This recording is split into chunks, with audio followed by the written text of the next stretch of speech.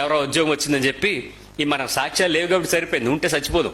ఆ సాక్ష్యాల దగ్గరికి వచ్చిన వెంటనే నిన్న సిస్టర్ గారు నాకు వచ్చేసి కానుక తీసుకొచ్చారు. ఏంటమ్మా అని అడిగానంటే, బాబుకి ఫస్ట్ శాలరీ అండి. నాకెందుకు ఇచ్చావు అని రమ్మన్నాను. కాదమ్మా అది దేవుడికి ఇస్తానని మొక్కున్నాడండి. ఎవడు మొక్కోమన్నాడు? ఈ దరిద్ర పాస్టర్లు నేర్పించారు. అసలు ఏం లేవు. నీ హృదయము దేవునికి కావాలి. ఫస్ట్ దంతా తెచ్చి నాకు ఇచ్చేస్తే ఆడిదేం తింటాడండి? నిజంగా చెప్తున్నాను, ఉద్యోగం చేసినప్పుడు మొదటి నెల నా నొప్పి అదే. నాకు జీతం వస్తుందో రాదో తర్వాత విషయం. ముందు నేను ఉద్యోగం నెలంతా వెళ్ళేటప్పుడు ప్రతిరోజు పొద్దున్నే 5 గంటలకు లేచి అమ్మ వంట చేసి క్యారేజ్ కట్టి అన్ని ఏర్పాటు చేస్తే నేను 8 గంటలకల్లా నేను ఆఫీస్లోకి వెళ్ళాలి. ఇంచుమించు 200 కిలోమీటర్లు ప్రయాణం చేసి వెళ్ళాలి. అంత ప్రయాస వీళ్ళు పడితే తెల్లవారు లేచేటప్పటికి మళ్ళీ నేను రాత్రి వచ్చేటప్పటికి తెల్లవారు కూర ఉందో లేదో కూడా, ఏమైనా ఆహారం ఉందో లేదో కూడా ఇంట్లో నేను చూసేవాడిని కాదు. సరిపోయేది కదా టైము. రాత్రి ఎప్పుడో వచ్చేవాళ్ళం, తెల్లవారు మళ్ళీ క్యారేజ్ పెట్టుకుని వెళ్ళిపోతూ ఉండేవాళ్ళం.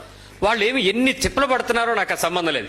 జీతం వస్తుందని, నా కొడుకు కష్టపడుతున్నాడని ఆవిడ తినో తినకో, ఇంట్లో వాళ్ళకి పెట్టో పెట్టకో, క్యారేజ్ కాబట్టి కొంచెం ఏమైనా పాత కూరలు చెత్తకూరలు మామూలు మన తినని కూరలు వండితే మనం 2-3 మధ్యలో తింటే మనం నామోషి అవుతామని ఆ తల్లి తండ్రి ఎంత బాధపడతారండి. అంత ప్రయాసపడి నీకోసమేమో రాత్రి గుడ్డు తెల్లవారు నీకోసం ఉంచేస్తుంది, తెల్లవారు ఆవిడ ఏదో సద్దనమో మజ్జిగనమో చారనమో తినేస్తుంది. ఇంత ప్రయాసపడి నెలంతా అయిపోయిన తర్వాత జీతం రాగానే అదంతా పట్టుకెళ్ళి ముందు తల్లికి ఇవ్వాలనుకుంటావా, పాస్టర్ చేతిలో పెట్టాలనుకుంటావా? ఏంటి అన్యాయం?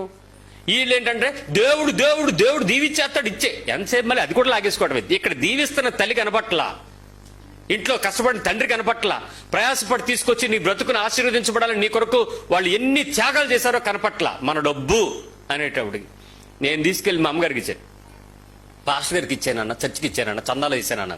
ఇవ్వనన్నా. ఎందుకనండి? నన్ను దేవుడు ఆరోగ్యం ఇచ్చాడు, కాపాడాడు. ఆయన పోర్షన్ ఆయనకి ఇచ్చుకుంటాను, అది వేరే విషయం. నేను ఎంత ఇవ్వాలో, నేను ఎలా ఇవ్వాలనుకున్నానో అలా ఇస్తా. కానీ నా కోసం నువ్వు ఈ నెలంతా అప్పు చేసావు చూడు, కష్టపడ్డావు చూడు, ప్రయాసపడ్డావు చూడు, ఆ వేదన నువ్వు సంతోషిస్తే నేను ఇంకా సంతోషంగా ముందుకెళ్ళగలనమ్మా. ఇది నీ దగ్గర ఉండాలి, నువ్వు ఖర్చు పెట్టు, ఇది నీకు సంబంధించింది, ఇది ఇంటికి కాదు నీకు ఇస్తున్నాను, నువ్వు ఎలా వాడుకుంటే అలా వాడుకో, ఇదిగో ఇది ఇంటికి ఇస్తున్నాను, ఎలా కావాలంటే అలా వాడుకో. నన్ను పెంచి పెద్ద చేసి నా కొరకు ప్రయాసపడిన తల్లిదండ్రులను నేను దీర్ఘాయుష్ నేను పొందాలంటే వాళ్ళని నేనేం చేయాలి? సన్మానించాలి. సరే, మొత్తానికి నాకు సన్మానం తెలిసిపోయింది. నేను